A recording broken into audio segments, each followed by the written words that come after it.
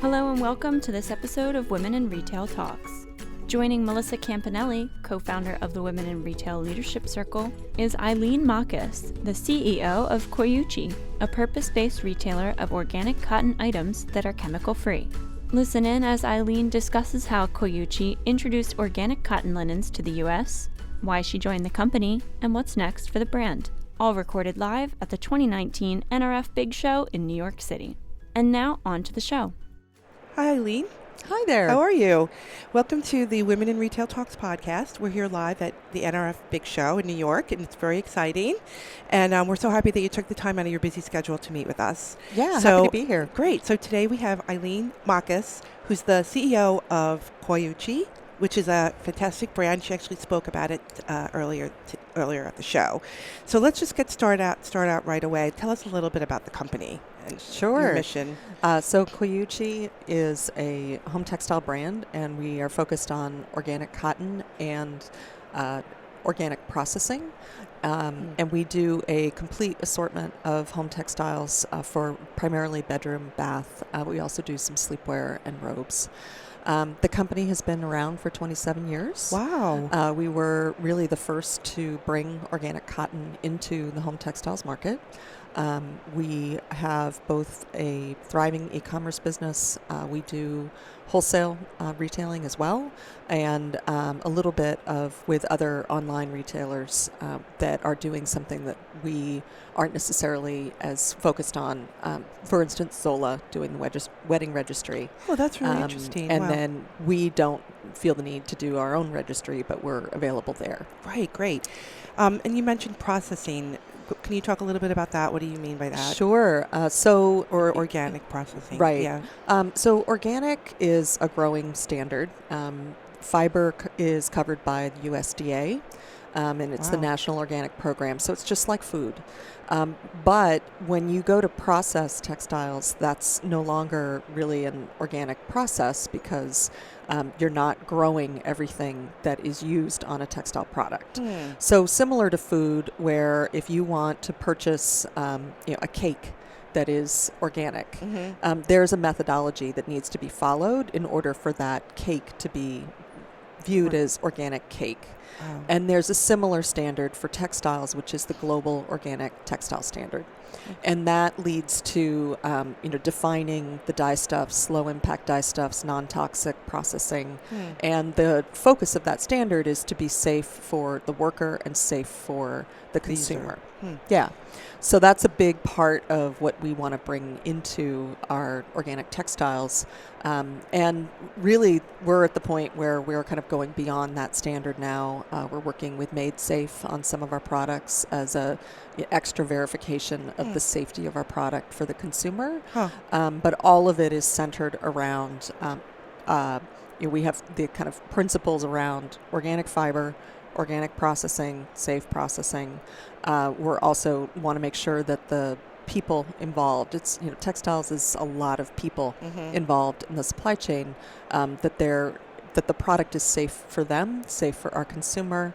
And then lastly, we also do have a circular model through a subscription service where we want to take the product back and are introducing a renew and resale component to our business. And anything that isn't available for that processing, we will go ahead and recycle with the intent that we'll bring our own recycled product into our assortment in the future. That's amazing. Has that launched, or you're in the process of launching it? Okay. We launched it in 2017. Oh, okay. And I wanted to talk a little bit about labeling. I know this wasn't on our prepared questions, but I know with organic food and stuff, there's labels. Is that something that happens in textiles, or is it something that's being thought of? Or? Yes. So we make sure that there are standards you need to follow in terms of when you label something organic in textiles. So we can say, organic sheet set because we are GOTS certified. Otherwise, you should really just be referencing, made with organically grown cotton. Got it. Wow. And the Organic Trade Association's Fiber Council, which Coyuchi is a part of, is really going to be pushing forward with what the labeling needs to look like for organic cotton, with the intent to make sure that people are doing it correctly. Because there does need to be a fair amount of integrity in the system itself. And one of the ways to do that is to make sure that everyone is educated on what organic means when you're talking about organic fiber. So interesting. I had no idea about any of that. I mean, I know it's a big deal like in the supermarket, but, it's interesting that it's also a big deal in the department store or wherever else you're selling. Yeah, and it's an education. Yeah. And I think, I generally believe people want to do the right thing. Yeah, for but sure. not knowing how to manage that Yeah. is where there's some good resources out there. So tell me a little bit about your background. How did you end up here? Sure. So I am definitely a textile person at heart. I worked in fabric development in the outdoor industry, started with Patagonia, worked at the North Face, and really was all in on performance fabrics. I did that for about 10 years, got an MBA, and then ended up at the Pottery Barn brands while they were launching Pottery Barn Kids and then subsequently PB Teen. I was part of the sourcing group there, but worked pretty closely with product development because that was also my background. And then had the opportunity to work on organic cotton, FSC certified wood there. And when I left Pottery Barn, I really had the intent of anything I did in the future, I wanted it to have that added component of making things better. So fortunately, I landed at Coyuchi, and their mission really spoke to me in terms of there was so much opportunity for what could be done with organic cotton in the home textile space, along with Coyuchi had a point of view on a California lifestyle, which is the design aesthetic. We refer to it as inspired by coastal lands, and really seeing that kind of a California lifestyle was appealing across the country. We are about a relaxed look. We want things to feel the way that the fiber is meant to feel from the start. Fortunately, that's very complementary with organic processing. Yeah, that makes sense. And along with that, it's a more relaxed look, which I think, similar to apparel, everything is easier. Right. Not as buttoned up. Right. So I have to ask, what does Coyuchi mean? So Coyuchi is, I've heard it described as Oaxacan and also as Old Aztec. But the word means naturally colored cotton. Oh, wow. In Oaxaca, Mexico, where it's grown. And it is the name for both the fiber that is kind of the brown color. It's usually referred to as coyote color. As well as a fabric that is hand-loomed and woven in that same region. Oh, wow, that's so interesting. I wonder if there's a connection between the word Coyuchi and coyote. Or, I don't know. Yeah, it's a great word. Yeah, so. It's awesome. It's very memorable, and it does flows off the tongue well. So tell me a little bit about our listeners are very interested in digital e-commerce, marketing. How do you go about marketing your products? What are some tips, or not tips, but some of your best practices, I guess, for how you do it? Yeah. So, we're heavily focused on the more digital side of marketing. That's partly because we're an online brand. However, I also think it's just where the customer is at today. We also use some influencers. I wouldn't say that's a huge portion of our strategy, but we're certainly, we're going to have ads on social. We work with Google. We also find that email is pretty productive for us as well. Interesting. So that's been the focus, and certainly is a key part of what we're going to continue to do. So I wanted to talk a little bit about your career as well in this discussion. So what was your biggest... Well, let's start from the beginning. So do you have any advice for women out there who are interested in making a career switch? I mean, we hear a lot about it from our group about wanting to do better, wanting Yeah. to make the world a better place. How do they use their skills for that? So do you have any advice for kind of making a career switch, either for something that's a better for them or just a better career for them personally? I mean, for the world. Yeah. Sure. So, when I talked a little bit about how I came to Coyuchi, and I had the opportunity to become CEO while I was here, and that was another big switch. So in both cases, it was really making sure that it tied with what I wanted to do and where I thought I could make an impact. Having worked in product quite a bit, I knew that when I first came to Coyuchi, and it was a lot around supply chain and inventory, I knew that I had the expertise to make that happen. And then moving into the CEO role, it was really an opportunity to do something that I had always thought I would do on my own. I always thought I may start my own business. Right. And it was really I got to give the call out to my husband, who pointed out that I had always talked about it. Like, why wouldn't I continue to pursue that? Right. And see what I could make of it. It was also a point in time where I think I really understood what was needed at Coyuchi, and seeing the opportunity for the brand and the business, which made it easier for me to kind of take that leap that I would be able to guide the company through its next phase. Yeah, so it sounds like you sort of knew what you wanted, sort of, and you kind of went after it a little bit? Or? Well, you can know what you want, but how it actually materializes might be a little bit different than what you originally planned. Right. But I guess the important thing is to have a point of view and have confidence in yourself and just kind of go for it. Yeah. And I do think that making sure that kind of on the personal life side that you've got that support for what you're trying to do. Yes, definitely.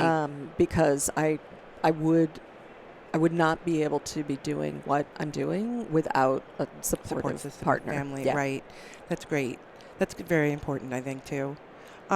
So when you came to the company, what was your biggest challenge? Can you talk about that? And how did you solve it? 'Cause I'm sure you did. It's funny when I was thinking about that question, I realized that what I would have said at the time and what I would say now are they're slightly different. So the challenges that I think have been the hardest to kind of overcome. Some of it has been systems. Technology, you mean? Or okay. And all the way back to kind of base ERP system. Oh, yeah. Inherited that, and really it's been a challenge ever since. And then I would say the other area that we had thought we'd had it addressed at a couple of different times is really understanding who the customer is and how to reach them, and how to get them to how to have the engagement with them that we want, and that can continue to foster that relationship and bring others into the mix. And I say that because one of the challenges that I can see now happened over time is that we have a lot of very loyal customers and strong advocates, and yet they weren't always willing to talk about Coyuchi. Right. We were sort of their best kept secret that they didn't necessarily want to share. And so how do you get them to share? Right. And then on top of that, within the company, everyone wanted Coyuchi to represent them, which on the one hand is great, but makes it a little bit hard to have everyone be objective enough to say, actually, here's the customer. Right. That's so interesting. I've heard that at a lot of companies. Yeah. So who is your customer? So we are primarily female, about 70% female, and really kind of 30 to 55. It's a pretty broad spectrum, which we're actually pretty proud of, because to be able to appeal to that, we're really the older millennial. I think we're too aspirational for a younger millennial, as well as Gen X and older. That's right. That's a good spot to be. And are you thinking about expanding that at all? Like going for the younger customer? Everyone's talking about millennials or... Yeah, I mean, we hit that older millennial because I think the older end of millennial is late 30s at this point. So, yeah, I guess that's true. You're hitting we them. hit the older one. For us, it's most appropriate when we're hitting them when they've kind of landed in the home that they care about. Interesting. Right? They've moved around a little bit, and whether that home is bought or they're still renting, that part doesn't matter as much. It's just they want to create a space that's theirs. And when that organic lifestyle ties into what that space can become, they want it to be restful, rejuvenating. We can provide organic. That's where we really have something special to offer the customer. You're making me want to take a nap in a luxurious bed right now. With this busy sheets, show. Yes. So let's just in closing. So what's next for Coyuchi in the 2019 and even down the line? What are some of your goals as the CEO? So we're continuing to focus on growth for the business. However, we also want that to be profitable growth, and that's a challenging but doable combination. And then we are also focused on continuing to educate and really provide the expertise on what it is to be an organic brand. I think that's important to kind of the brand reputation for Coyuchi. And then lastly, I would say it's really a focus on that customer connection. What's the service level, the experience on the website? Those things need constant attention to really make them as great as they can be. Right. And that'll be a focus for us this year. And what about you personally? Do you have any personal goals for 2019? For me personally, some of the things that I really enjoy are really the networking with other brands, with other CEOs, particularly female CEOs, because I think that's a smaller group, and I find it really beneficial to kind of understand what challenges are similar. Right.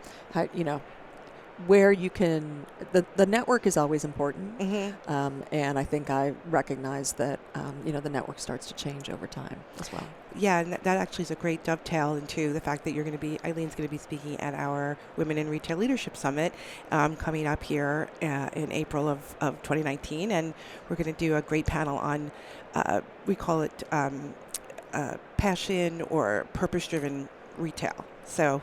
Yeah, looking forward to it. Yeah, it's great. Great. Okay, well, it was great to talk to you, Eileen. Have a great show, and we'll thank you. See you Thanks soon. so much. Okay, bye-bye. Bye. Thanks for listening. For more information on this podcast, please check out our podcast channel page at wirlc.com/podcasts for show notes. Women in Retail Talks is available on Apple Podcasts, Google Play, and Stitcher, but make sure to subscribe to our podcast channel page as well. Thanks, and until next time, this has been Women in Retail Talks.